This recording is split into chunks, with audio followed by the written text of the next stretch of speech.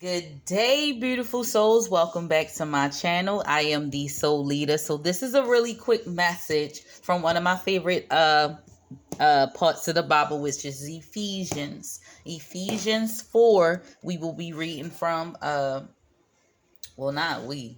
I'll be reading it to you at this moment. I'm not going to read the whole chapter, but I'm going to read you the two verses that I wrote down that this video is about. This video is about relationships, friendship, things of that sort. So in Ephesians 4, verses 9 and 10. Two are better than one because they have good return for their work. If one falls down, his friend can help him up. The reason why I wanted to elaborate on that, because it made me think about relationships, not just the friendship, because in any relationship, you should have friendship first. I wanted to elaborate on this because I've seen that in my own life.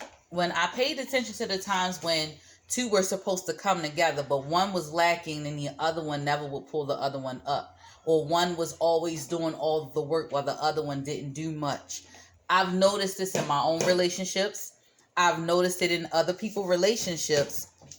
And one thing I will say to you about this is that when you're truly someone's friend, you encourage them, you lift them up, you comfort them. Even if you're going through something bad in your life, you still be there for others. Now, I have done this so much in my life. I could be going through the most god-awful things, but yet my friend can come to me crying 4 o'clock in the morning. I actually had somebody do that. Every time when I think about what the friendship used to be, I could not understand how I was going out of my way for this person. Every time when they were in need, they would come to me. But the one time I was in need, they bailed on me. And it's not like they just bailed on me. It was kind of like the friendship ended at the moment that I was in need. And like that turned into some type of rejection that led to my protection. If I admit, for many years, I was still angry about it because I couldn't understand why is it that every time when I would allow people into my life and into my personal space, they would do things like that, like use me and then go look for greener grass. The grass wouldn't be greener. They either would come back or they're too prideful and too shameful to apologize so that they can mend things. So, with me even reflecting on that kind of relationship that I had experienced, you should always humble yourself and be happy for your friends.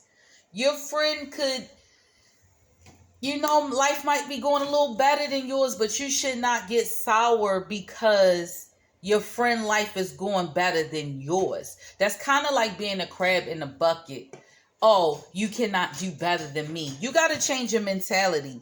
If you truly in love your friends and if you are truly their friend, you will be happy and excited for them regardless of what's going right or wrong in your life. A lot of us tend to lose friendships, really good friendships, people who were sent to be in our lives to even guide us or be with us during our journeys. And we mess these things up because we're too prideful. We don't apologize. We don't put in the work. We always allow the other one to put in the work. And that is not fair in any relationship. You should always both equally put in work. When one falls, pick the other one up. Be encouraging, be loving, be compassionate, be gentle, be kind. This is how you treat your friend. You're supposed to love your neighbor as you love yourself. Most of us love ourselves so much that we forget about our neighbor.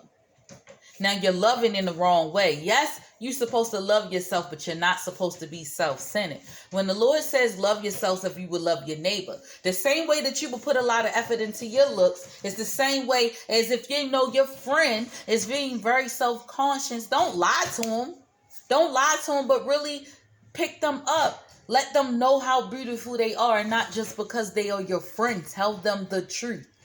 I personally in my own life have never been that person. If something didn't look right on you, I would tell you. If you did something wrong, I would tell you. If I would hold my friends accountable. See, I've always had those friends who would just lie to me.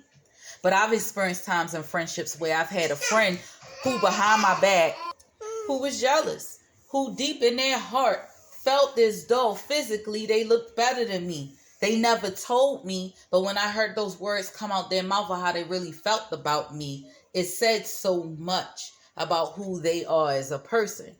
So I hope that my two examples were very helpful to you. Beautiful souls, peace and blessings. Until next time, again, let me help you and we can help one another. Peace and blessings.